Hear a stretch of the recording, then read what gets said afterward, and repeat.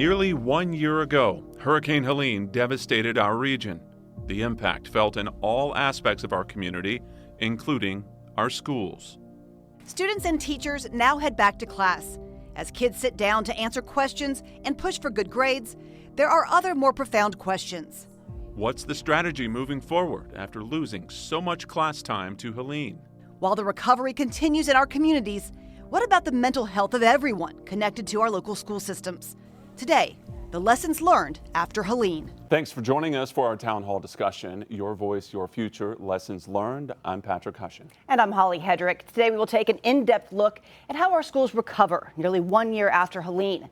Joining us are Dr. Rob Jackson, the superintendent of Buncombe County Schools, Allison Puckett, a teacher at Blue Ridge Elementary in Yancey County. Also with us, C.G. Dellinger is a parent and school nurse in Mitchell County, and Alex Reynolds has worked at Mayheck as a school-based therapist at William W. Estes Elementary School for the past 3 years. Thank you all so much for taking the time to be here today. Sort of the backdrop of what we're looking at here, 31 public school districts serving about 76,000 children were directly impacted by Helene, but over 200,000 kids overall in Western North Carolina. So new school year, where do we go from here? Let's start with you, Dr. Jackson. Our first question, biggest lessons learned from Helene. Now, whether it be in terms of lack of water, internet access and communication, all of the time lost before the EOGs, or really just the mental health of the staff, faculty, students. What have we learned as we head into this next year? Well, one of the things, and thank you for the opportunity to have this conversation, one of the things I'm incredibly proud of and I feel more confident in is that we learned how strong we are as a community across Western North Carolina. We learned how many partners we have beyond our kind of region throughout the state and across the country, those who showed up. And so you mentioned mental health. One of the things we saw was counselors and social workers respond from across the state to be in our schools as we reopened our schools. We also recognized that trauma shows up differently for different students. We had students who were absolutely impacted. Perhaps they lost their house or they lost water, and we had students who really didn't see an impact in their home, but the first time they got on a school bus and they saw things out the bus window, they were impacted in that moment. And so certainly we've learned the lessons of we can depend on each other when tough times happen. That said, we've also spent a lot of time really thinking through how did we respond? What were the things we're proud of, and what are the things we could do a better job of? You mentioned water. I'd spent most of my career being told if you don't have running water, potable water, you can't have school, and we would dismiss school. Well, we ran school for about 3 months with no potable water, so we learned we can do hard things when we're innovative, when we're determined to do right by our children, and really we learned that the pride we have in our mountains and the folks in our mountains is well placed. Allison, a teacher out of Yancey County, Yancey County being one of the last areas to reopen, one of the hardest hit areas. When you came back last year following Helene, how did you approach teaching? Did you have to change the way you teach your kids, something that you've done for quite a while now? So when we came back, it was really close to Thanksgiving. So, I was thinking about all the things I was thankful for, and the kids were kind of thinking about it. And ultimately, my biggest thing was, are they okay? Do they have all the things they need at their homes? I wasn't really concerned about math and reading at that point. It was more so, are these kids okay and how can I help them? And like he mentioned, the kids coming back were just so resilient, and they have learned so much more outside of the classroom during those 7 weeks of school that we missed than I could have ever taught them inside of my classroom. And so I think just coming back from this, I think we all just had a bigger appreciation for each other and what really happens inside of schools. And CG, as a Mitchell County parent in one of the more rural areas, how hard was it logistically and mentally to have these kids out of school for so long? I know parents had to get back to work. It was a real struggle. It was. I think there was a lot of families that really struggled with finding childcare. Luckily, a lot of our families have other families in the community so they could take their kids to those places to stay. I know for my kids, I was at First Baptist Church for a lot of this, and so people would bring their kids to the church and drop them off to serve in the church. I was telling these people earlier that what my kids learned outside of the classroom are lessons that they will take with them for the rest of their life. It's not something that could have been taught in a classroom. So even though I would never want to go through this again, and I hate the time that they missed instruction-wise. I would not trade what they learned, the life lessons they learned, and how to serve others, and how to find the strength within themselves to serve others, and put their needs aside.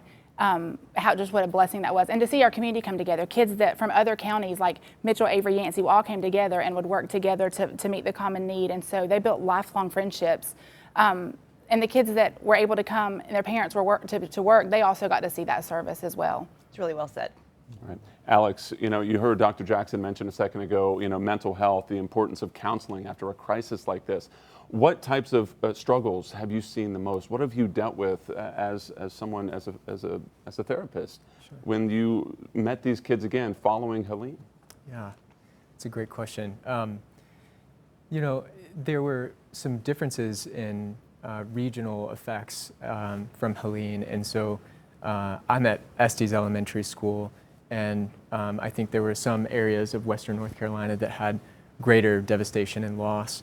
So fortunately, though I did see some increase in trauma-related responses, I think in those particular areas there was a little bit more pronounced and prolonged effects of PTSD and trauma-related symptoms. That being said, it was disruptive for all of us. And one of the things that I saw as a school-based therapist was that disruption in routine, the time outside of school, obviously, increased the stress level for families and kids, and that impacted their ability to focus in school. Kids that were already experiencing difficulty focusing or getting along with peers, that increased stress, made those behaviors more pronounced. So I think across the board in our area, Western North Carolina, Helene was a very difficult and distressing time for all of us. And I think, as you guys have said, seeing the community come together has really supported the students and the families' ability to be resilient in response. We're going to take a quick pause, and we'll be right back. Stay with us.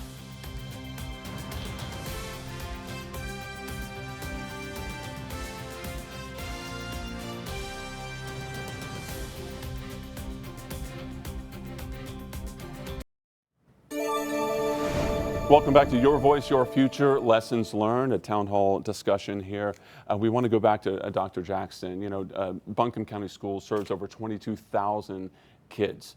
What were some of the hardest decisions you had to make following Helene? And then what may be the hardest decisions that you still need to face as we start a new school year? Thank you for the question. One of the most difficult decisions was, when can we open our schools? Because there was a lot of pressure about open our schools as soon as possible, and that pressure was both internal and external, because we recognize how important it is for our children to be in school. Bringing our students back, we had to make sure that we could do so safely, that we had water for them, that our teachers were okay as well. We knew that our teachers and staff also went through all that our community went through, and having our teachers there and present was really important. And so as we made that decision, we did so with a lot of input. We tried to make sure that we were transparent and very open and honest. And so I was asked almost every day, when are we opening school? And every single time I answered it the same way, as soon as we possibly can. And when I look back to the day we started back, many didn't know that we'd be able to do that. But we did so because of the incredible folks who were pouring into making sure our buildings were ready. We had 7 schools with significant damage, and so the buildings were ready, our staff was ready, and of course we had the help from others. And going into the new year, really trying to make sure that we understand where our students are, both instructionally, because we lost a month of school. And so we recognize if a child was in first grade, they only get to be in first grade one time. And so as they go into second grade, we've got to make sure that they're prepared for that, but also in terms of back to their mental health. How are they doing? They've been away from school. We've got many families that were impacted and are now living in temporary housing, whether that's campers or other places. How are they doing? And so spending time as our students come back to school to really figure out where they are, And then, of course, with our staff to make sure we're checking in with them as well. And How are you doing? Yeah, let's play off of that right there for you, Allison.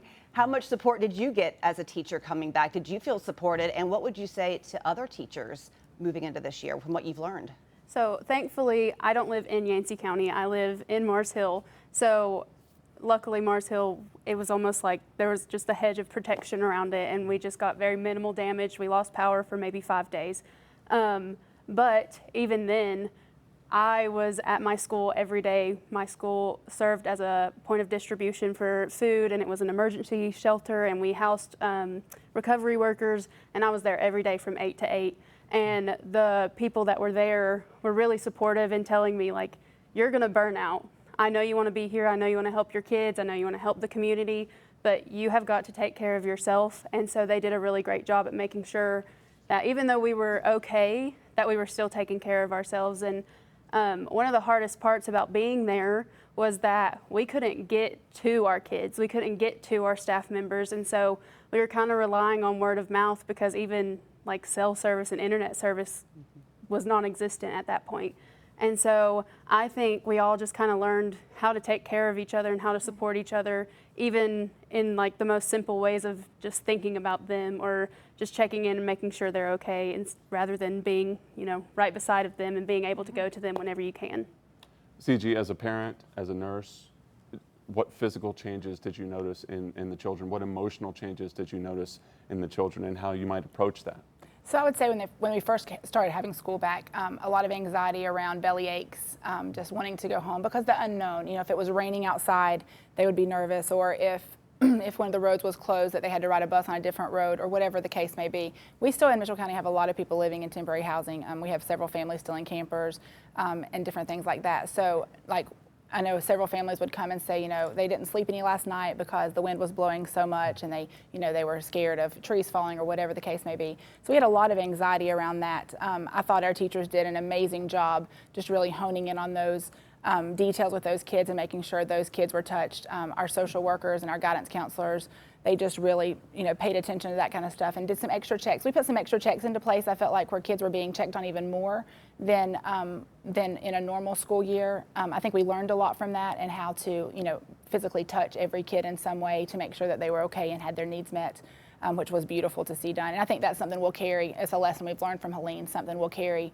through. And I appreciate that as a parent, because knowing that, you know, everyone knew my family was okay, but I still had people checking on my family. And that just, I mean, that just means so much coming from a small community. And Alex, we're going to take a quick break, but I do want to touch on some of the signs that teachers and parents need to look out for with regards to the children when we come back in just a moment. We'll be right back.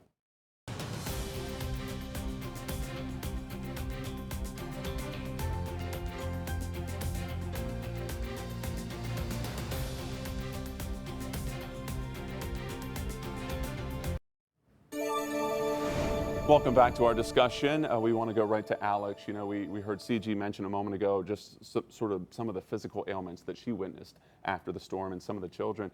From a mental health standpoint, what are some of the signs that parents and teachers need to look out for to possibly see struggle before it gets too bad? Sure, yeah. Well, as parents, we need to look for changes in habits and routines. So looking for changes in energy level. If a child is suddenly kind of amped up and seems anxious and it's kind of unclear what might be going on, or if a child is suddenly really tired and fatigued, and similarly it's kind of confusing or not clear what might be causing that. I think irritability, anger outbursts, so changes in mood as well.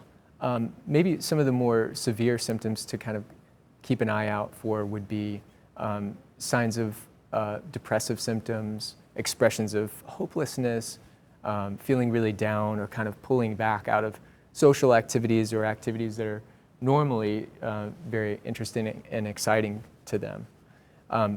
And for teachers, I'm glad that CG mentioned what we would describe in the mental health field, somatic symptoms, symptoms that are arising out of a psychological condition as opposed to an illness or some kind of virus.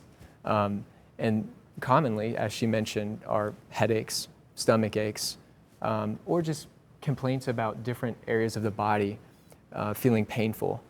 And as parents, one thing you can do is when you see these changes or you see these signs is to ask for more information, talk to them about it, and that often leads to more clarity as to what's the underlying issue.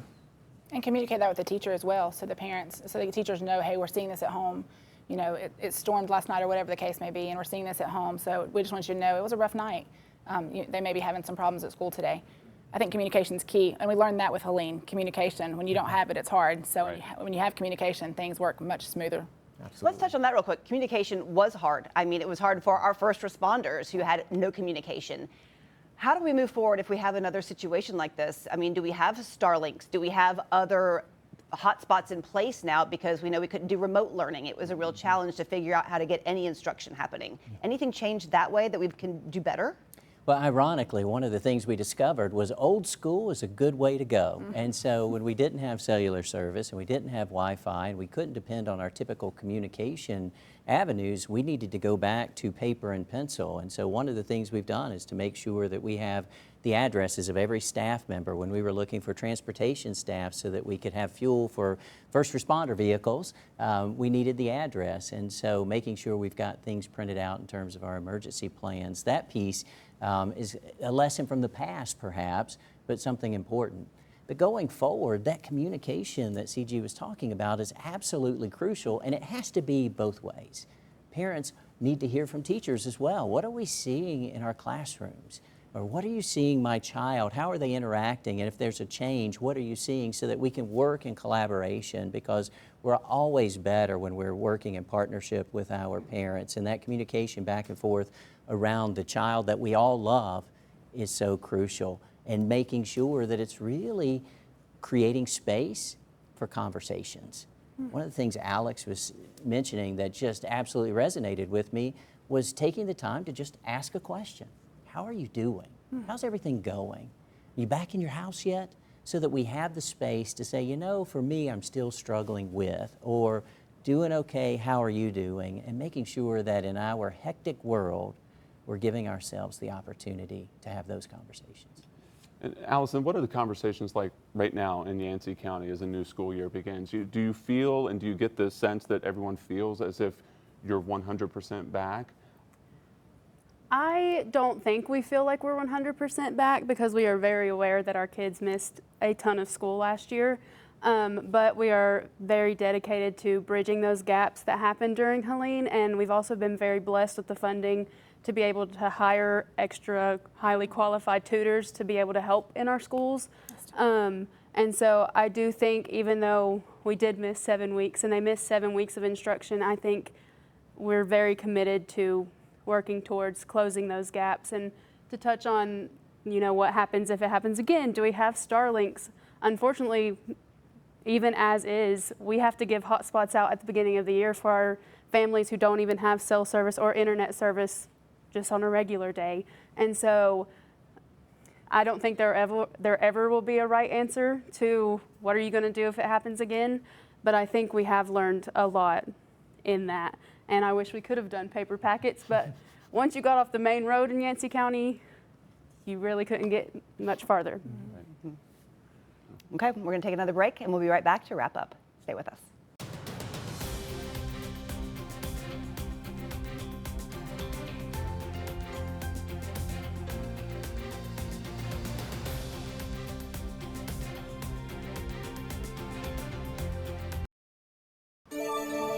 Welcome back to the conclusion of our discussion here. You know, CG, I want to ask you, you know, COVID and Helene within 4 to 5 years. Can you talk about the character of some of these young students as we begin a new school year because of what they've been through? Absolutely. So people say, how are mountain kids different? They're strong. Our kids are resilient. They're so strong. So my daughters are in the 8th grade this year, so they were in 2nd when COVID hit. So they missed, you know, the whole year of almost a year of instruction. And so then to watch what they've learned through this, both of these, the pandemic and then Helene, has been amazing. So I would say our kids are resilient. They're so strong. They're going to make awesome workforce people later, college students. They're going to be great to be around. They're just all around great kids. I feel like the mountains of Western North Carolina, our kids are just built different. They're just resilient, and I'm so thankful that I'm raising my kids in this area. Alex, your thoughts? Yeah, I think that you're exactly right. I think I was really impacted by seeing the response in the community, hearing teachers, school counselors, social workers coordinating, coming together, and I think we saw a lot of resilience in part because of their compassionate response and their persistence. So yeah, I would agree. Allison, same? Mm-hmm. I think we all kind of came out of it feeling more like a family at our school than anything else. Family. Dr. Jackson, you've got a big family to take care of. Truly, truly. Well, I've said, they refer to the World War II generation as the greatest generation. In many ways, I believe the greatest generation has just been birthed with all they've gone through with the pandemic and now Hurricane Helene. The strength they've demonstrated that will certainly be a life skill, the example they've seen through the compassionate response of teachers and staff in the community, they are well equipped to make a difference in the future. I think the biggest takeaway that we have from this today is that there's so much positivity after everything we've been through, and not looking back and being like, oh, it was awful. So much positivity heading into this new school year. That's just wonderful to see from all of you. And resiliency. Thank you all so Yes, much for thank being you. Thank you. Thanks so much for joining us for this town hall. Your voice, your future, lessons learned. The news is next.